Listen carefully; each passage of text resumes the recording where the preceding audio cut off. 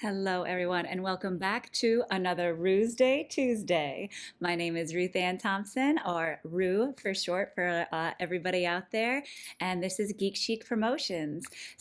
Usually I'm here live with you guys to talk about the latest TV shows or maybe a comic book that just came out. But today I'm actually still in my beautiful hometown, and actually, this is the home I grew up in, Montpelier, Vermont. So a little different. I'm going to pre record, but I kind of wanted to share with you guys a lot of the magic that's been going on here in Vermont. I did not realize my family was going to be camping most of this trip, so I did not dress or bring the right clothes appropriately. But it's been a wonderful time. And even if this isn't, the mecca of technology or even for the industry that I'm working in with film and TV or geek pop culture, video gaming, all that kind of stuff, this is where I started, and this is where I grew into the aggressive nerd that I am today. And one of which is my dad raised me on Lord of the Rings, and actually right downstairs in the bedroom that he grew up in, and while he was reading Lord of the Rings, he actually drew a map of Middle Earth inside of the closet. So I got to grow up in that bedroom as well, and then he ended up reading to me that. But a little fun magic happened where when we went camping, my stepbrother, Adam, has two amazing boys, and one of which, Patrick, he's about 11, and he just got into D&D. Like, he's been playing Magic for a little while. My dad and my little brother kind of got him into that, but now he's into D&D, and the amazing Adam, who has never played any sort of role play game in his life, is stepping up as a dad and wants to teach him D&D. So as soon as I showed up to camp, Patrick was just latched onto me and just wanted to chat everything that was D&D and all that stuff. And I did not mind for a single second. I feel like it was like healing little girl RuthAnn who didn't have anybody to talk to, especially in my family or older than me. And one thing I could not stop instilling in him is that this is a game that's going to be so fun for the rest of your life. Do ignore people who tell you that it's only for when you're little or when you're a kid, because like, look at us now playing role-playing games, D&D, Alterity, Cyberpunk, and now we have like these channels on Twitch where it's making it super famous, like Critical Role and all that kind of stuff. So it is such a wonderful game that should be enjoyed all throughout life. But because Adam, he's trying to learn enough as being a DM, and for those who that don't know that term, it's a dungeon master, and for other games, it's a GM, standing for game master. But he was curious of like my thoughts because I had been telling stories about some of my favorite DMs to work with and favorite characters that I've played and other little techniques that I like to use while playing.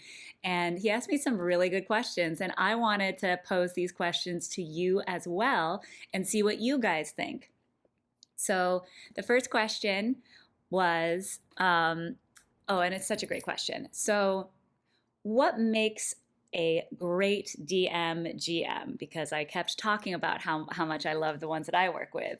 And for me, there's several different parts. There's the obvious of somebody who loves storytelling, that is very detail oriented and loves getting into those little details and world building and all that kind of stuff. So being a writer, being imaginative, also very, very important. But also, you have to know maps and all this kind of things. And luckily there's a lot of applications and websites that can help you with that when it comes to like Roll20 or D&D Beyond. Makes it very easy to do without owning like the tons of books and actually writing it on paper and stuff. And that person needs to be able to think very quickly on their feet, because in general, your players are not going to go the direction that you plan on them going. They're not going to go talk. So you just have to find a way to make sure either that you have like a full list of like NPC characters you can pull from whenever you need, or just a way to get the players back, but also not to fight the players on that. And that kind of comes to my next point of not metagaming, because metagaming is it's kind of a term that me and my friends use, and I don't know if this is how everybody else uses it, but for me, it's not like bringing in your own needs to it. So like for a GM to not, or a DM to not try to force the players to go do a very specific thing. Like, let them have fun. Like this is all about playing together and also not setting up the players in like a bad way. You know, like maybe making giving them hints that you're like kind of tricking the DM, tricking them like absolutely an NPC that's like, a part of it can either give hints that will help or hurt. Like that's fine. But as long as the DM is like on the side of the players and trying, because everybody's just there to have a really good time. And my favorite ones to work with personally who love cinematic joy. And when I say that, it's because sometimes when you're really playing and you get to know your character and all the really cool stuff they can do, and you're like, listen, all right, so when I do this action, this is what it's going to look like. And one of my favorite DMs to work with is John Engie, and he does this great thing where if you describe something super cool and like obviously still fits in the rules and all that kind of stuff, he's like, that's amazing. You get a cinematic bonus. You get advantage on that roll because it's just like, oh, that's so cool. I want it to work.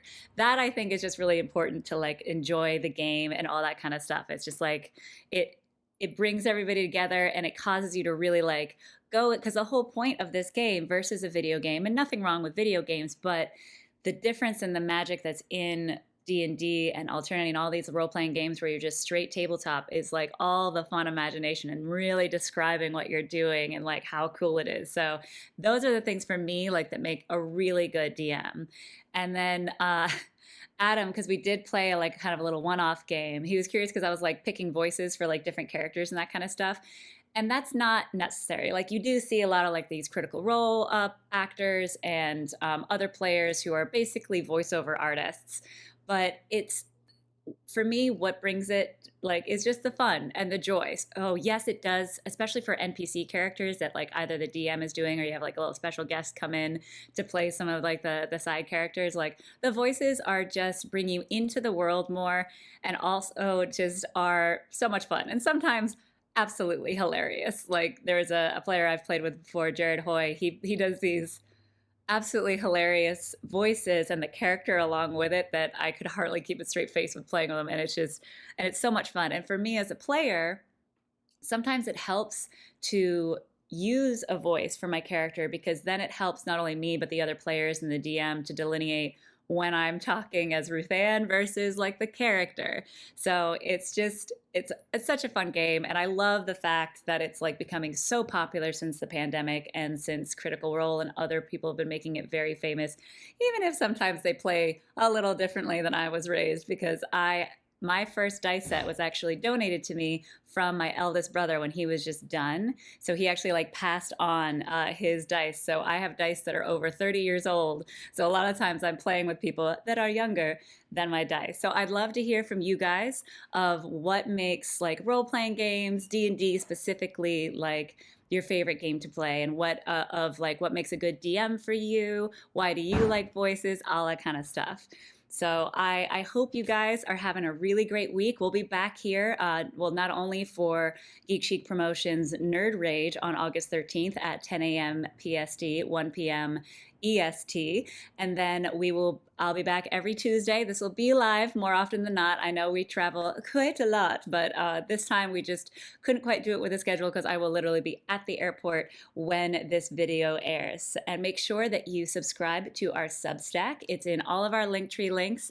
It's not only where we're going to have a lot of exclusive content, including a newsletter once a week, and we're going to have at minimum 2 new podcasts that are only going to be available there. So make sure you click link, subscribe, hit that notification bell, all that kind of stuff.